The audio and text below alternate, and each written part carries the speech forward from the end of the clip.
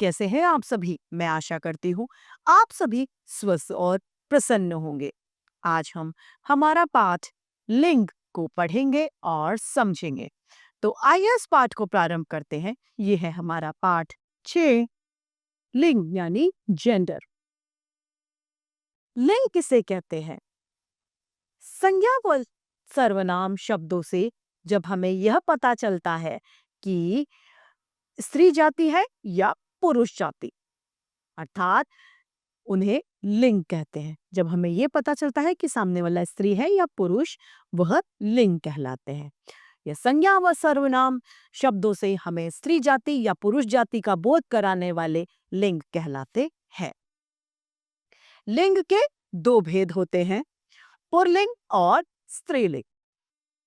Pulling जिन शब्दों से पुरुष जाति का हमें पता चलता है वह पुल्लिंग कहलाते हैं, जैसे कि घोड़ा, बच्चा, लड़का, चाचा, मामा आदि। इन शब्दों से हमें पुरुष जाति का बोध हो रहा है, अतः ये पुल्लिंग है।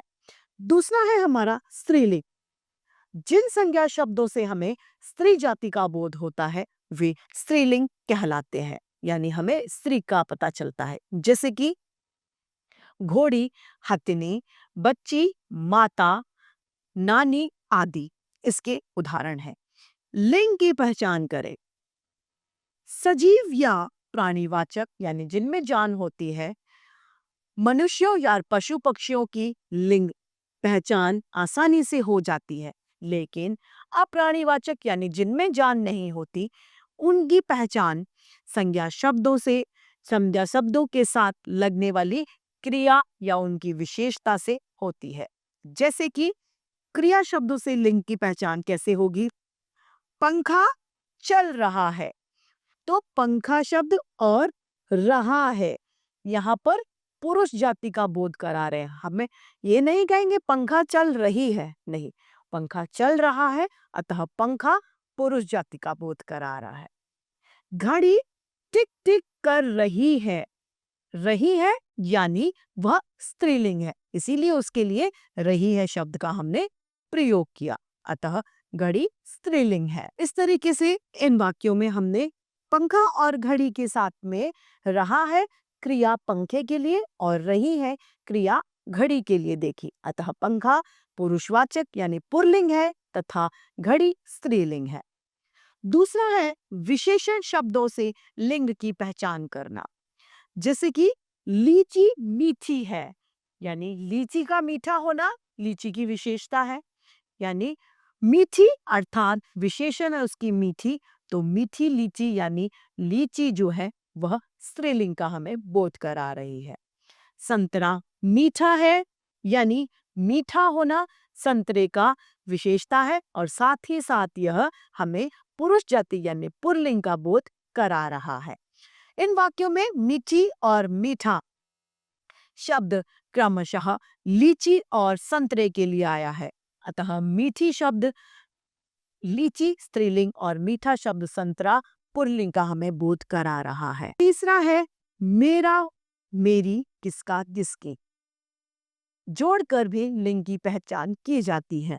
यह मेरी बॉल है, यह किसका बस्ता है। कुछ शब्द हमेशा पुल्लिंग और स्त्रीलिंग ही होते हैं, कुछ ऐसे होते हैं जो हमेशा ही स्त्रीलिंग होते हैं और कुछ ऐसे होते हैं जो सदैव पुल्लिंग ही होते हैं। हमेशा पुल्लिंग होने वाले शब्दों में कौन कौन से शब्द हैं? पेन, दूध, ताला, पहाड़, कोई भी जगह का नाम, देश का नाम, पेड़, गुस्सा, फूल, ये सभी पुल्लिंग होते हैं। हमेशा स्त्रीलिंग होने वाले शब्द कौन कौन से हैं? तितली, लीची, रस्सी, नदी, पुस्तकें, मक्खी, गर्मी, सर्दी, जितनी भी तिथियां हैं वे सदैव स्त्रीलिंग होती हैं। क्या होती है? स्त्रीलिंग। जितनी भी नदियां हैं वो हमेशा स्त्रीलिंग होती हैं, अतः ये कभी कभी कुछ नाम हमेशा पुरुष जाति का बोध कराते हैं और कुछ हमेशा स्त्री जाति का। यहाँ पर कुछ और भी स्त्रीलिंग और पुल्लिंग दिए गए हैं। पुल्लिंग में पिता, स्त्रीलिंग में माता, पुल्लिंग बूढ़ा, बुढ़िया स्त्रीलिंग, पुत्र पुल्लिंग, पुत्री स्त्रीलिंग। चूहा पुल्लिंग, चूहिया स्त्रीलिंग। बालक का बालिका, गधा का गधी, सेवक का सेविका, वर का वधु, नायक नायिका, शिष्य शिष्या, शेर शेरनी, आचार्य आचार्या, धोबी धोबन, छात्र छात्रा, सुनार सुनारिन, बंदर बंदरिया, कुम्हार कुम्हारिन, हाथी हथनी, कवि कवियत्री, घोड़ा घोड़ी, नेता नेत्री, सम्राट सम्राज्ञी, विद्वान विदुषी, मालिक मालकिन, पति पत्नी, राजकुमार राजकुमारी, वीर वीरांगना, कुत्ता कुतिया, बुद्धिमान बुद्धिमती, पंडित पंडिताइन, बलवान बलवती, देवता देवी, युवक युवती, सेठ सेठानी, किशोर किशोरी, पुजारी पुजारिन। तो इस तरीके से हमारा ये पाठ समाप्त होता है। आइए संक्षेप में इस पाठ को दोहराते हैं। लिंग स्त्री या पुरुष जाति का बोध हमें कराते हैं। लिंग के दो भेद होते हैं, स्त्रीलिंग और पुल्लिंग।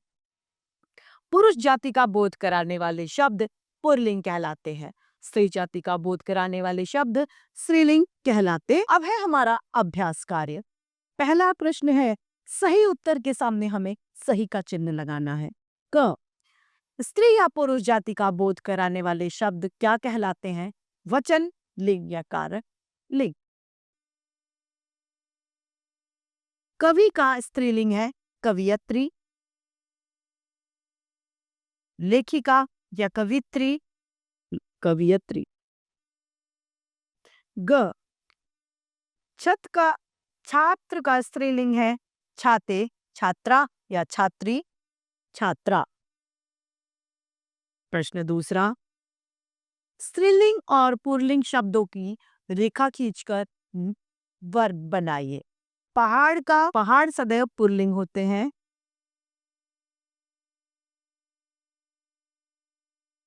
तितली स्त्रीलिंग, समुद्र पुल्लिंग है। कागज पुल्लिंग है। आम पुल्लिंग है। पेड़ पुल्लिंग है। चश्मा पुल्लिंग है।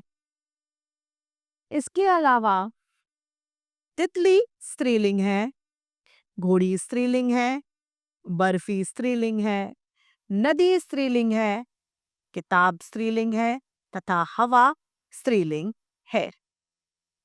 अब है हमारा प्रश्न तीसरा, रेखांकित शब्द का लिंग बदलकर वाक्य को दोबारा लिखिए।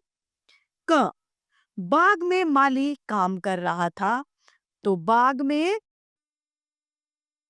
माली की जगह क्या हो जाएगा? मालिन। मालिन रहा है की जगह काम कर रही है।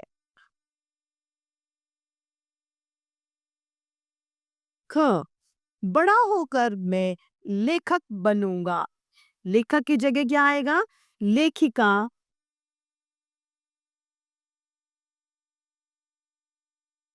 बनूंगा की जगह बनूंगी।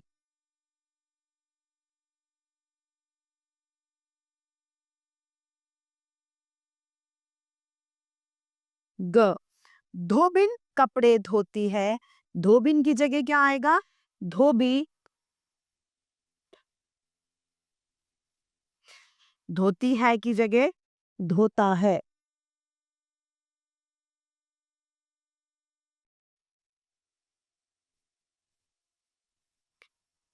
मेरे पिताजी विदेश गए हैं, विदेश की जगह पिताजी की जगह माताजी।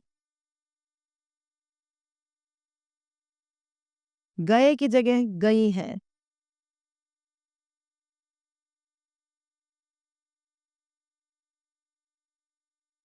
ड मेरा मित्र बहुत अच्छा गायक है, मेरी। मेरा की जगह मेरी, मित्र बहुत अच्छी गायिका है।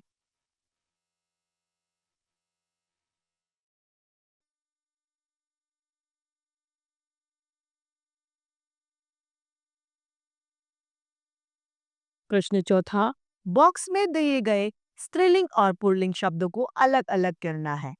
पंडित, सेवक, शिक्षिका।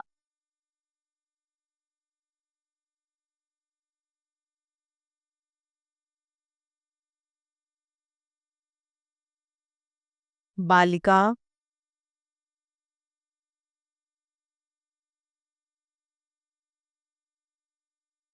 नौकरानी,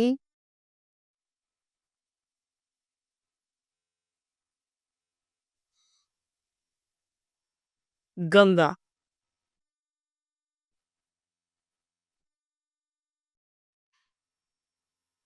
अगला है पंडित,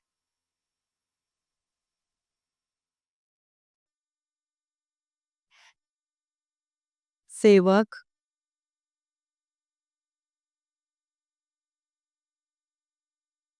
धोबी,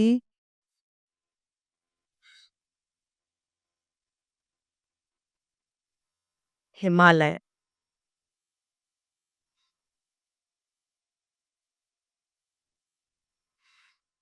प्रश्न पांचवा, निम्नलिखित प्रश्नों के उत्तर दीजिए। क, लिंग किसे कहते हैं? संज्ञा व सर्वनाम शब्दों से जिनसे यह पता चलता है। संज्ञा व सर्वनाम शब्द संज्ञा व सर्वनाम शब्दों से स्त्री या पुरुष जाति का बोध होता है, वह लिंग कहलाते हैं। स्त्रीलिंग और पुल्लिंग में अंतर स्पष्ट कीजिए। स्त्रीलिंग में हमें स्त्री जाति का बोध होता है तथा पुल्लिंग में हमें पुरुष जाति का बोध होता है। दो पुल्लिंग और दो स्त्रीलिंग शब्द लिखिए। पुल्लिंग में राजा और लड़का, स्त्रीलिंग के अंतर्गत रानी और नदी शब्द है। इस तरीके से हमारा यह पाठ लिंग यानी जेंडर समाप्त होता है। मैं आशा करती हूँ आप सभी को यह पाठ भलीभांति रूप से समझ आया होगा। आज के लिए इतना ही, फिर मिलते हैं। धन्यवाद।